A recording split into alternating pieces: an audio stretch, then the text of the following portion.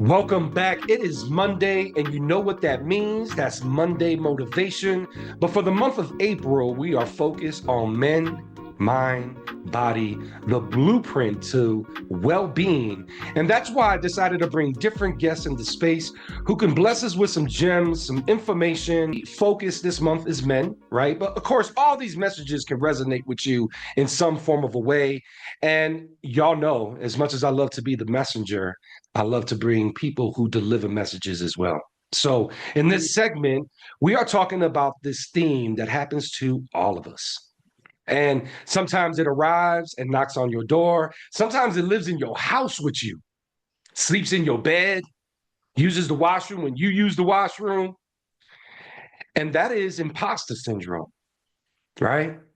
And I have a few people that talk about imposter syndrome and it can give us the gems. But this person I really wanted to bring through and bless us with this one because when I spoke to them about what they would like to chat about, this was one of the topics they put on the top of that list. So you saw this person in our Partners in Heart Work segment, and now it is Monday Motivation. We're gonna bring them into the building, the Growth Fessa in the building. Thank you, sir, for coming through. You know the topic. The topic Yes, is indeed. imposter syndrome. Yes, How do we indeed. overcome it? How do we get rid of this imposter that lives with us and in us? What you got for us? Look, first things first, let's just start out by saying no human is above this concept of imposter syndrome. I'd also like to then sort of put on the sort of the basis of that is that it's not real. It is a perception, it is something perceived, and it has more to do with you and the close proximity that you have with your own self-love than it does with anything else.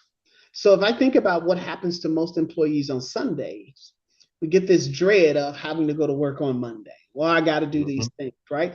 That story is inside your head. The imposter syndrome is inside your head. So, coach, if I think about you and I, who both have left the corporate space over the past year, leveraging 3 decades of our own growth, our own professional experience, our own academic experience, fatherhood, parenthood, just living life of our life where we're not clocking into somebody else's job. There's not this framework of things already in place. We've got to create things for ourselves. If we allowed imposter syndrome to sort of creep into our space, we start to doubt our own purpose. We start to doubt our own intentionality. Because this part about an imposter syndrome or this fake it until you make it, if we think about this at the very basics, which is you're not faking how to talk when you're learning how to talk. You're not faking Mm-hmm. how to walk when you're learning how to walk.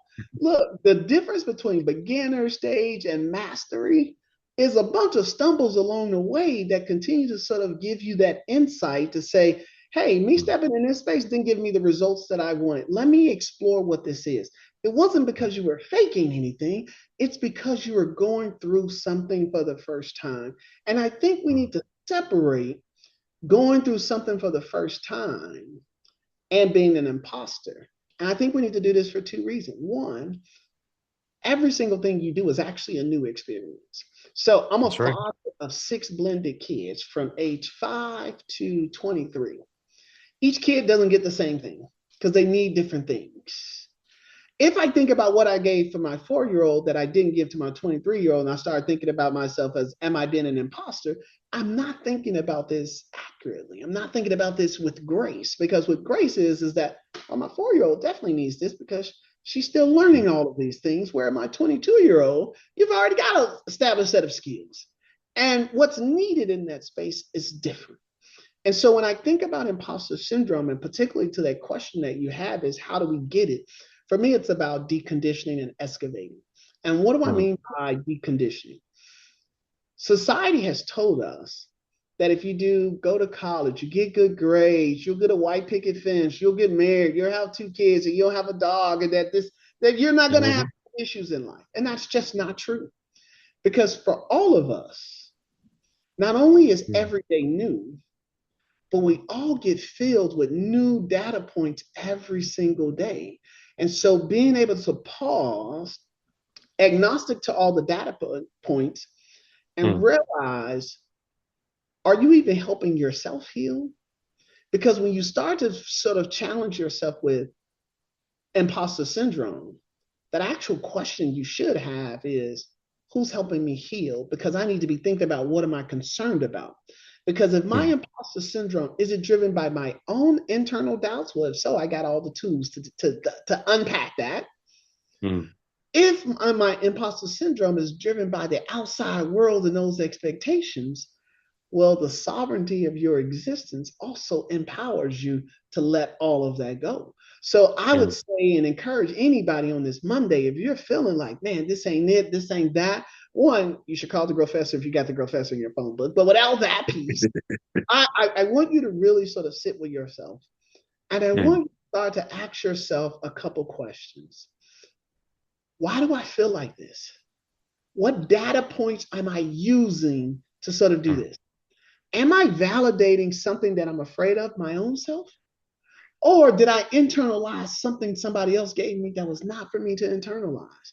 If we start to ask ourselves why a couple times, that's where excavation becomes in. It's not just to ask myself, why did I feel like this? Oh, that teacher said this.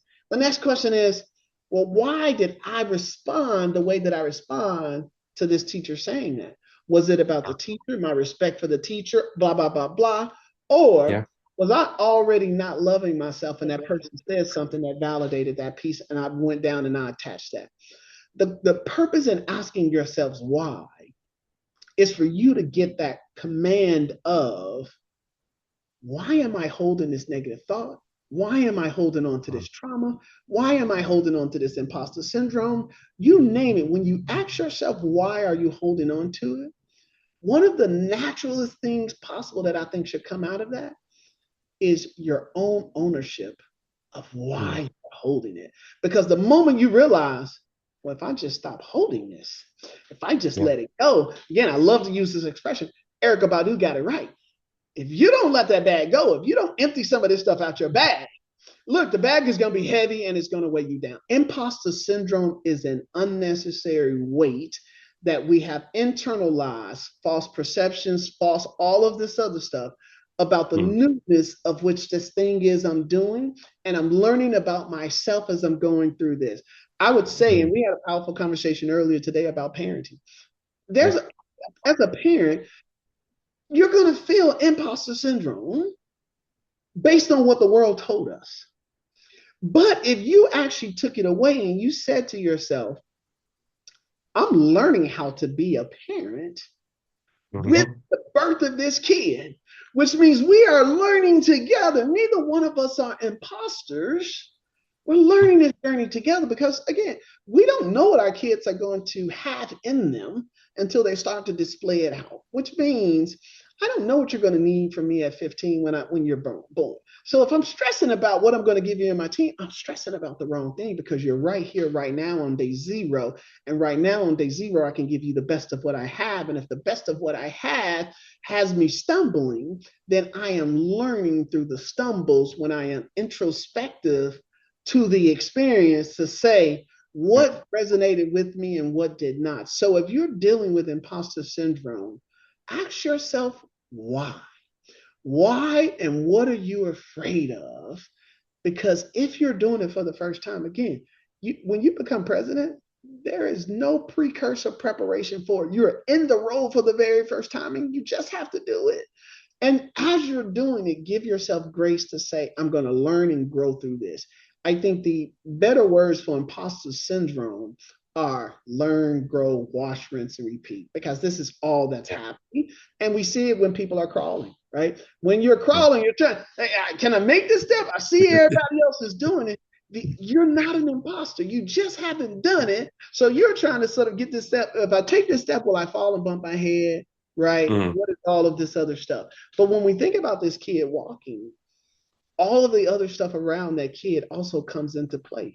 Are the parents rushing over because they don't want to fall? And are they putting pillows everywhere to soften the landing? Mhm. All of these things start to shape the experience. And so when we take this term of imposter syndrome and we unpack it now, I could have went into the research on that and unpacked that even further in terms of the gaps in that research. I would recommend everybody go and do that and look at the data set in which they sort of led to that. But again, Yeah. the one thing I pull out of that research is to say, when you're doing something new, when you're doing something for the first time, and actually every day of your human existence is actually a new day for you to do something new, which means every day you're a little bit out of your comfort zone because you're capitalizing on all the stuff you've ever done, but at the same time, you're deconditioning yourself from the things that you've done that didn't work, which means you're always evolving into your best self. And if I'm always evolving into my best self, I'm not an imposter of my best self. I'm just currently in the throes of where I am, just on that journey. And I think when we give ourselves grace on that journey, we start to pull back this piece of really starting to say, it's not an imposter syndrome. It is a new activity. Be patient with myself. Give myself time to practice, learn, evolve, adapt, elevate those things. But the key piece of sort of getting out of imposter syndrome is to actually go through this excavation space of really understanding why you even associate with the term, why you believe the term, why you carry the term, with challenging all of those things changes your view forward. And I think the most future forward sort of way to look at imposter syndrome is through excavation. Professor, one, of course, I appreciate you being on the platform and you cooked a lot there. You dropped a bunch of gems. So I must sift through them a little bit here. Because you wrote out a bunch of things. And the first one of it's not real, right? Yeah. That's a bold statement, right? Because there's a lot of folks, when I say it lives with them, it literally does, right? They almost like carry it along with them. And what I'm hearing you say that that it's not real piece of like the illusion of what it is, right? And replacing that illusion with something else. That's And right. you use obviously the movement of who's helping you heal and those self questions. And sometimes what I'm getting from you too, it's the easiest or simplest questions that give us the granular results. Look, we have somehow gotten into this space that we think the sentence needs to be well worded, big words, intellectually, blah, blah, blah, for it to have that impact. When at Yeah. the end of the day, it's really the simplest terms.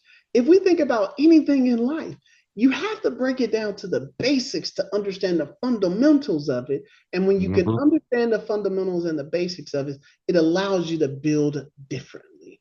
But if you don't understand the foundations that you're standing on, other that Mm. you're rooted in, that thing is going to certainly live with you. It's like our traumas. We aren't even taught to process our traumas in a way that actually gets to the heart of the trauma versus this whole notion of you just got to get over it. Well, tell me how. What does get over it mean? Because I need somebody to tell me that get over it doesn't mean you're not going to think about it or one random day is not going to come over. Getting over it means when I think about it, it's not going to give me the same response. I'm not going to respond to the stimuli in the same way. That is root assessment because now, again, same thing with root canal. You can chew on it all you want to, but when they get down to that nerve, that thing is going to pop. And they have to go in there and say, hey, you know what? This is going to get resolved when we change your root. And then we can clean it up. Then we can put some healthier pieces in it. Then we can put this other tooth on there. Mhm. Then this problem will go away. But you Yeah. still need to continue brushing and flossing so that it doesn't repeat itself, right? And so when we think about that trauma space, when we think about that imposter syndrome space, and that question that you just asked, you have to get to the point of, in the simplest terms, why does this bother me? Nothing rocket science about that. Why did this Yeah. make me mad? Nothing rocket science about that. Now, it does require Mm. work because you have to be honest with yourself, right? In terms of that, again, Yeah. no human is an imposter.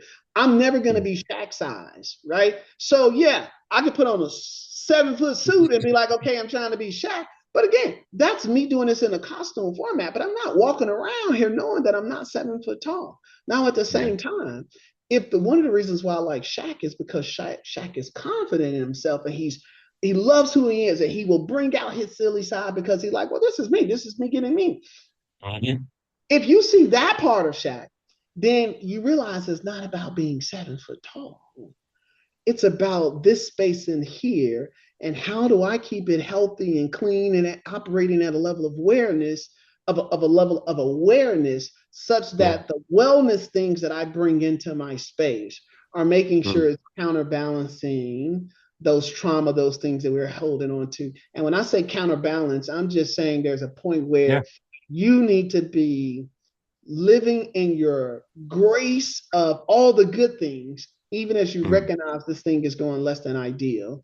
Because hopefully, in this grace space, you see this too shall pass.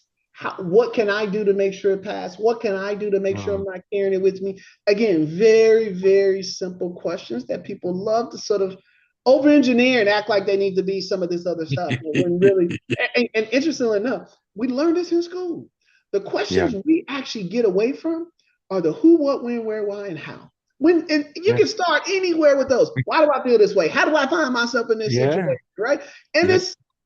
it's just an internal look, but we, for some Yeah. reason, it feels like we're afraid to look at ourselves. And so, look, whether it's a Monday motivation, a Friday finale, right? There's a point where you have got to recognize that Mm. all you have is in any one moment, this moment right now, which means the Mm. opportunity to let go of the trauma, the opportunity to let go of imposter syndrome exists with you in every single moment. Mm. Here's the sort of reality of that.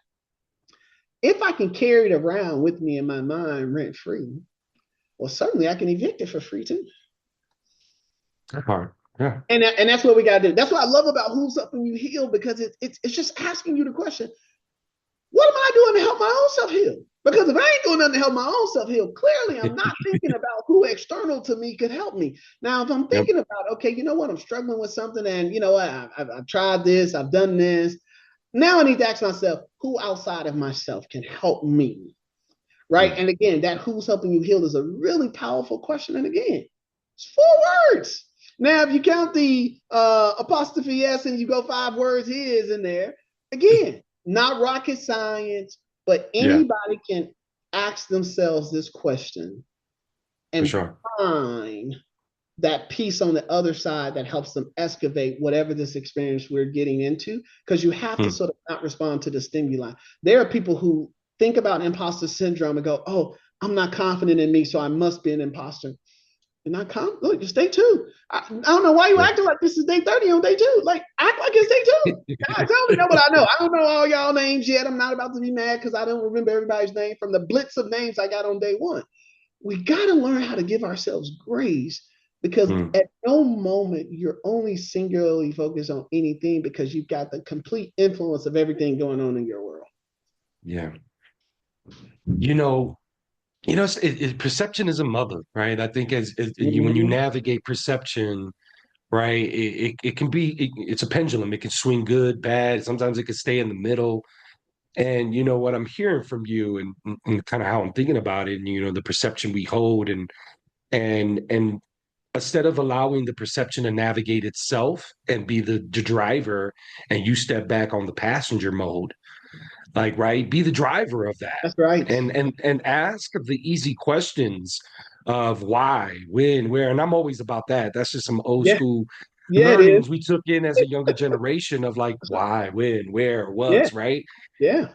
It gets me to a space of like, right, and I know we're talking about this, but just for our audience who might be a little confused on whether they have imposter syndrome or not, whether it's real or not to them, what are some like what are some things that you could share that might connect people to those things? Like if they're wondering where if they have imposter syndrome or not, what are some of those things that will make them think that they have it? If you get where I'm going with that question.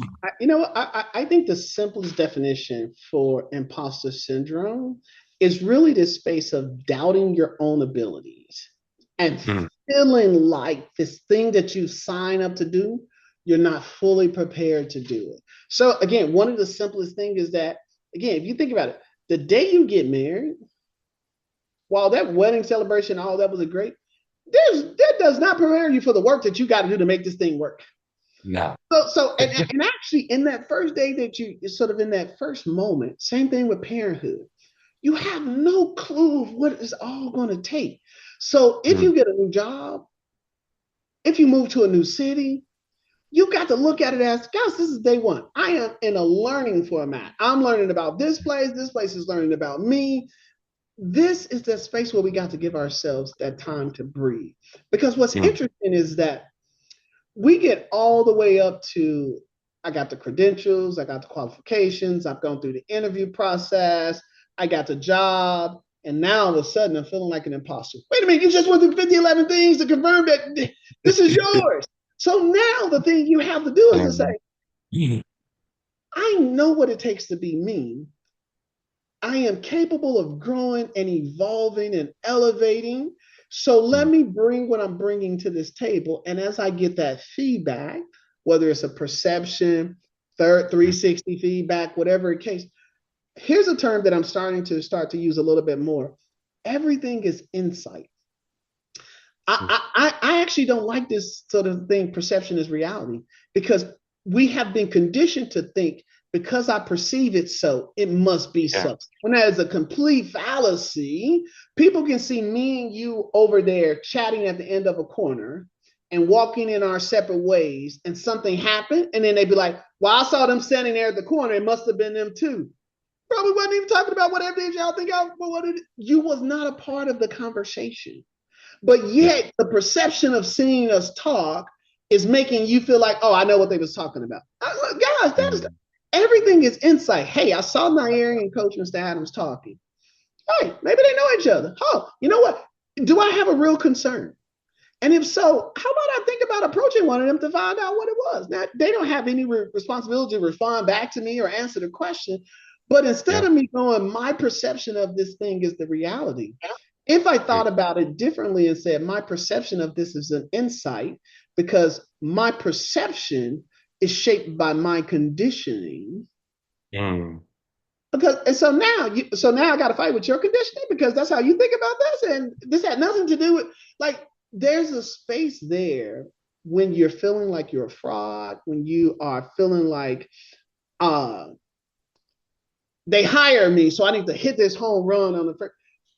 Look, guys, Shohei Ohtani is getting paid $700 million, but he does not have to hit a home run every single time. Sometimes it's just advancing the other runner on base. Sometimes it's just working the other pitcher to a pitch count. Like, there are different roles we play at different at-bats, and I would say the different at-bat is in the different moments. And so as you're thinking about, am I a phony? Oh my God, these people are going to be judging me. Oh my God, these people are going to be thinking I'm not as smart as I am.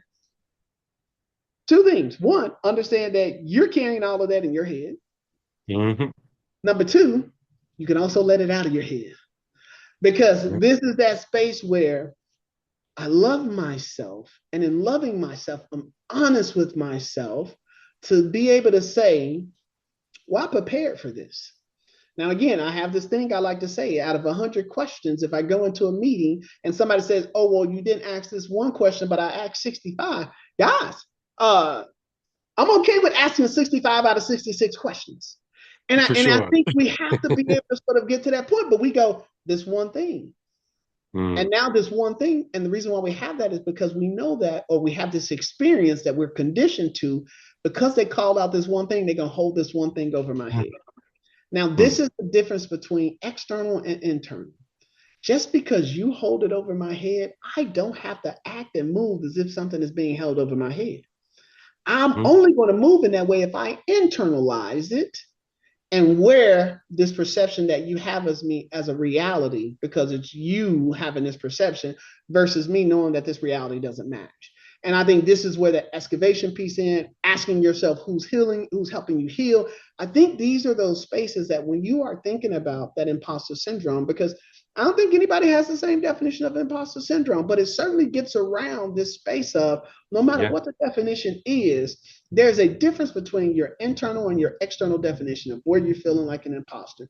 Because if I feel like you're winning and you feel like you're winning, there's nothing imposter about that. If I feel like you're failing and you feel like you're failing, there's nothing impostering about that. But to know that this thing that I did, and you'd appreciate this from a work setting, Sometimes your boss comes to you and say, well, I would have done this differently. And it sounds like they're Mm-hmm. chastising you and coming on. And versus if you walk away with it, everything is inside. Okay, well, my boss just told me how they would have done it differently because I have already demonstrated the way I done it differently. So now the fact is already after I've done it, the only thing I can now do is think about, could I leverage this insight that you gave me in a way that allows me to sort of accomplish whatever this thing is X? Again, I'm not being an imposter. I'm responding to the feedback and sort of going, hey, is this a gap that I actually need to leverage this feedback? Is this feedback insightful to that? Because I like to tell people 99% of the stuff you get externally feedback, you should really just throw it in the trash off the rip. Because if they are coming from a conditioning, Yeah. again, if I think about this conditioning around this whole foolishness around DE and I, Mm. it's interesting that there are folks who are going, yeah, this cost me my job. Mm. But we don't look at it as here's all these folks who couldn't get a job because we were not even allowed to be in that space. And so the conditioning is you're taken away from me versus being conditioned to say, well, the work performance improves when we're more inclusive in the talent that we're bringing in, when we are more equitable in creating Mm. opportunities for folks to be able to get access, get entrance into this space. When we start to approach that in those ways, everything starts to just become a little bit differently. But if you're conditioned towards a supremacist view that says everything that looks like this is the thing that's right, none of this right here, everything you have about this as a perception that you're carrying as a reality is not even Mm. real. It's not even real. Well, there was one thing you said there too about the doubting of abilities, right? Like the source of doubting your abilities. And I think of my wife in this situation because she's been a teacher for a while and she was in her school for 5 years. And recently she went through this change of like the, you know, the school leadership is changing and doesn't feel the same, right? And what Mm-hmm. I told her, it's time for you to move on. You hit your mark where you're ready to move on. And I think, she identified, a little bit of that imposter syndrome of like stepping out on the ledge again, Mm-hmm. right? Mm-hmm. Which I found hilarious because like she goes to her interview and they just in awe of her. Loved her. And then she comes out of the interview and she's like, I don't know why they were so in awe. And I'm like, because you kick ass. You're a great teacher. That's You're right. about that business. That's That's why, right. and it's hard for me to hear her say that sometimes, right? Because I'm just like, how you don't see it? Right? You know what's interesting about that is that the challenge of staying in a place for too long is that right there. Mhm. She's been conditioned to understand her performance in the space of where she's been. Yeah. And depending on those different folks and where they came from, they may have said what she did was good, bad, or indifferent. The Mm. challenge I like to put with folks and the opportunity for that is that if you take those same behaviors and stuff and you put it over here, all of that stuff may be celebrated. Again, it's the experience about being black and brown. When we go in Mhm. places that are not receptive to us, it feels different versus those spaces that are saying, hey, you know what? We welcome you into this. We're going to feel that sort of energy Mhm. there. And I think Yeah. that's something your wife has been accustomed to feeling how she feels about the place she works because she knows it and they know her. And they have Mhm. this sort of agreement of, we value you to this point, right? Not value to the Yeah. point of, hey, we're going to put you on the superintendent track because we like all of this Yeah. stuff about you. But because you are doing this role for us and we like you in this space, there is this tendency to kind of pigeonhole and lock folks in that space. And it's easy for us to get that because we feel like, hey, they know me, I know them. I got this job. This is consistent, it's law. Mm. Versus your authentic self, which is what your wife is saying, which is, hey, I've been at this place a long time. I've evolved, but I'm seeing these folks do the same old stuff. And I feel like there's a difference here. That difference is you're now telling yourself the space of what you've learned here, you got what you needed to get here. It's time Yeah. to take your talents to do this new thing in this new way, whatever that looks like for you. And sometimes Mm. that imposter syndrome is that thing that holds us back from actually going here because we are afraid that I might fail, I'm not good enough, my skills are. Yep. I've been teaching for 25 years. Whenever you stop teaching here and you go decide to do something else, all of this experience you got is going to come there with you. And Yeah. so, yes, you are going to have to adapt, evolve to a changing set of circumstances. But that Yeah. is absolutely normal because it literally happens every single day. Again, if you're a parent, you have no idea what day your kid gonna wake up with a new voice, tone in their Yeah. voice, they're using different words. You're like, where you get this word from? And they go, you're not with me 24/7 to know all the words that I'm getting, right? And so we Yeah. have this condition that we're going into. How do you have something that I didn't give you? And in some ways, this workplace had given her some things that has allowed her to feel confident in that space. Whereas Mm. she took it, whereas I would say to her to say, you need to flip it the other side. Yeah. You brought all of this goodness to the table, and this Mm-hmm. place saw a value proposition, which means if you go to another table, the value proposition of you is now sitting at that other table, and whoever's around that table can get fed from this value proposition of you. And so, again, Yeah. it gets back into this conditioning space. What am I afraid of, Mm-hmm. and why? And most of the time, all the stuff is going to hear about, well, what are they going to say about this? So I haven't done this, so I haven't looked for a job. This is all you saying all of this because they don't know nothing about nothing until you actually get into that conversation about, sort of who you are and having that conversation. And so I think we're not as comfortable telling our story. And this gets into something we talked about offline, where you've got a group of folks who are saying, yeah, don't put me on this because I'm humble. Mm-hmm. My Yeah. aunt Yeah. has this perfect, she has this perfect little blurb out there about there's no reason to be humble because Mm. humble is about thinking less of yourself. When we say somebody humbled you, we are really saying somebody took you down a notch because I didn't think you need to be up on that notch. Yeah. It ain't your job to tell me what notch you think I should be on. Like this is my responsibility, right? And so when we Yeah. start to jive with this a little bit, and we start to sort of get ourselves more entwined to this conversation to really understand, I'm carrying something that just does not belong to me. And Mm. that is the core messaging around conditioning, which is Mm. what am I carrying that I don't even believe in? Again, two strikes. I don't, the world gave me two strikes that I was black and I was male. I ain't Mm. had nothing to do with any of that. So I walked into this world. I was like, you got two strikes against you. You can't do all of these things. And you're going, well, what's that really got to do with me? And Mm. then you realize that it don't, unless I Yeah. subscribe to it. Imposter syndrome is actually powerless as a term unless you allow it to resonate with you. So if you Mm. feel like you're fraudulent and you go, yeah, I might be a fraud. Look, if you lied on your resume and you embellished on some stuff and you sort of said you did, that's not imposter syndrome. You just know you lied. And you Yeah, know it you gets up lied. the rules, right? But if you say, I'm standing on these receipts Yeah. and I'm taking these receipts here, guys, look, maybe I don't need to do it the same way I previously done it, but it doesn't change the fact that this receipt exists, that I found success using this particular methodology or this particular phrasing. Doesn't say it's going to No. work in all cases, but to know that I've got a toolbox by which I can solve, that opens up the entire conversation. Because imposter syndrome, the one thing about imposter syndrome that is really difficult is that if you don't recognize it, then you cannot solve for it. This is the difference between conscious and being unconscious, because Yeah. unconsciousness is just running on its own. Like, you've trained me Mm-hmm. this way, so I'm just going to continue doing this. Versus Yeah. consciousness saying, do I still want to be on this rat race? Do I still want to be on this hamster wheel? At what point do I come down for me and I do this thing a little bit differently? You and I are on this journey where we're saying, Mm-hmm. I want to do this the way that I feel like I have, that makes me authentically me, gives me the opportunity to play in those spaces and leverage all the skills that I have, versus me signing up for this one company to do this one job. And I got this one person giving me this for the performance rating. And I'm going, guys, the impact that I can have is much more broader.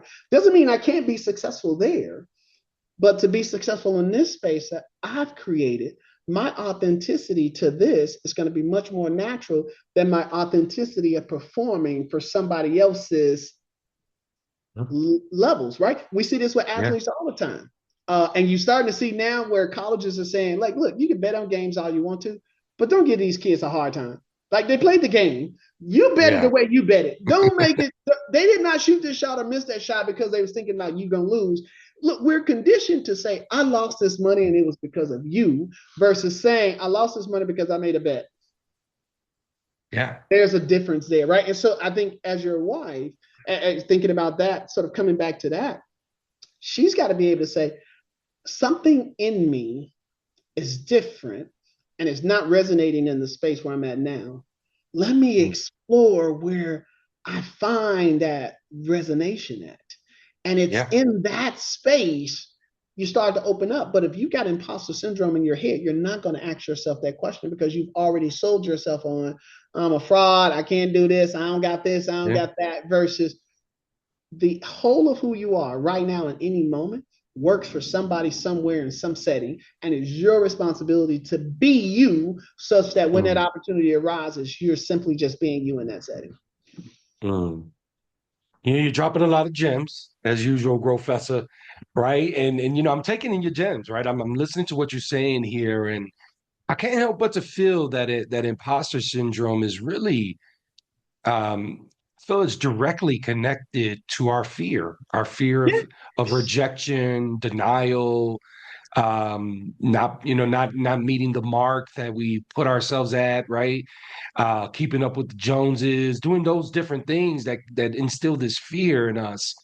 And we have that fear that lives in different spaces, like the first time you ride a bike, Yep. you have fear of falling, right? But you ride the bike, you don't fall, right?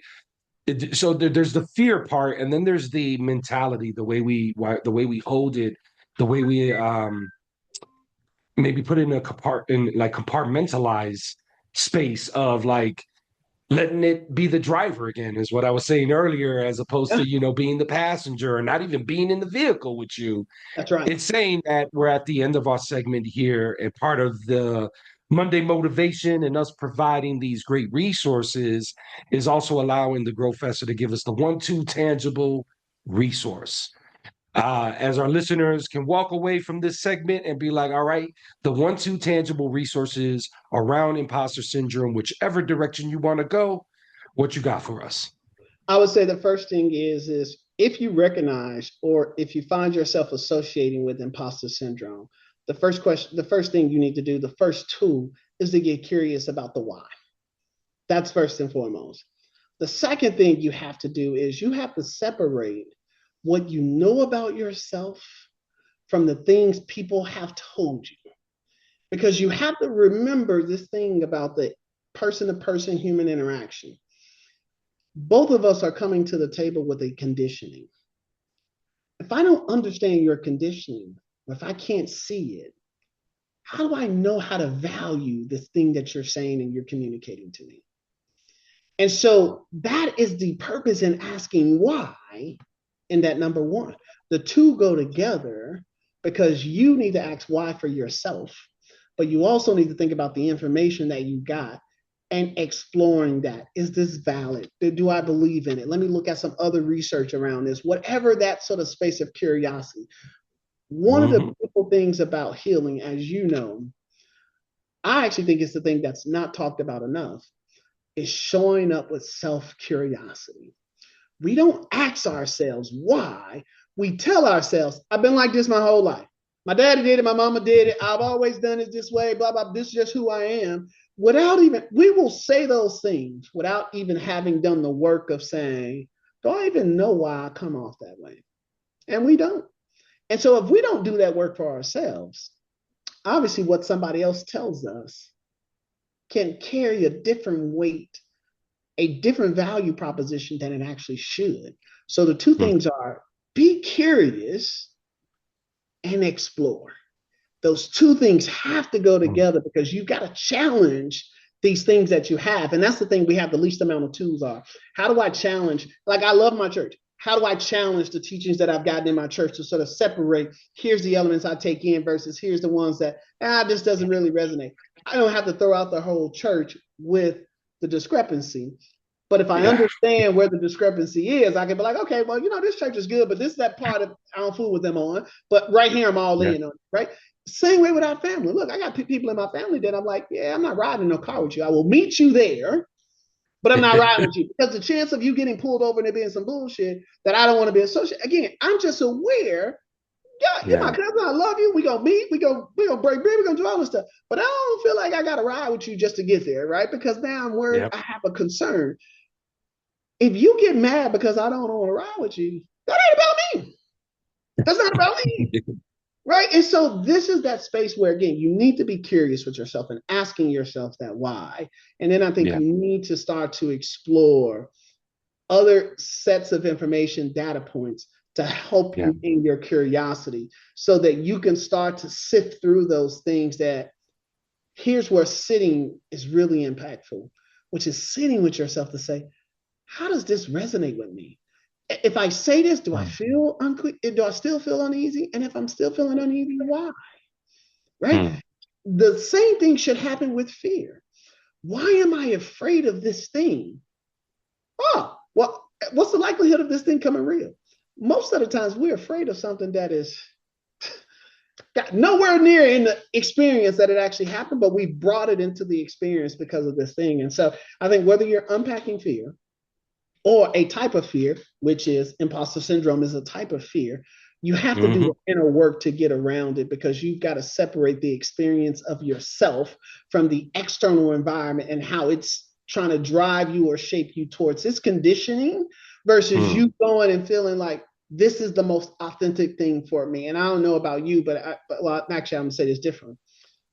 Given the conversations that you and I both have had, I know for a fact that you and I both have this space where we feel like this was probably the best thing that I've ever done.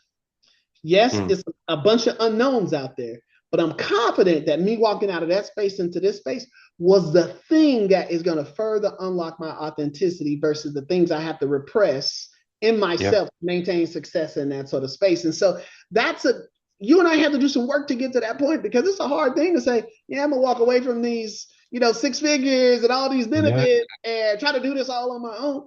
You have to be assured that not that I have all the answers and I have all the solutions and I know what the future is going to hold. The answer you have to have is that I'm confident that this makes sense for me because this resonates with my whole inner being, that every time I think about this thing, I get more and more excited and I'm all in on my commitment. Now you need to just know that the road ahead, it's going to be a road that have all type of different cars, accidents, weather formations, sunny days, cloudy days. Like life is going to life. You are growing as life is lifing and evolving sort of through that space. So gave you more than 2 in there, but I think again, starting with curiosity, you can't go wrong with being curious about your inner monologue. For sure. And you know what, Professor, that's what I appreciate about you, right? You come in layers, you have different thoughts and they connect and you break it down. And that's why I wanted you on this platform. So we could get some of that goodness. And I appreciate that curiosity and exploration. And I think a big part of why we were doing this segment, right, on the men, mind, body, the blueprint of well-being for the month of April, is to provide some gems for our men for this month. But in general, anybody who checks out this segment, Professor gave some great tips, y'all. He gave some great gems. Please take them in. If you didn't catch all of them, rewind it back, check it out. Professor, I appreciate you for coming through to the building and joining us on the platform for Monday Motivation. And y'all know, for the rest of this week, we have Wednesday coming up, which will be our Mental Health Minute, and we have Friday Transformation.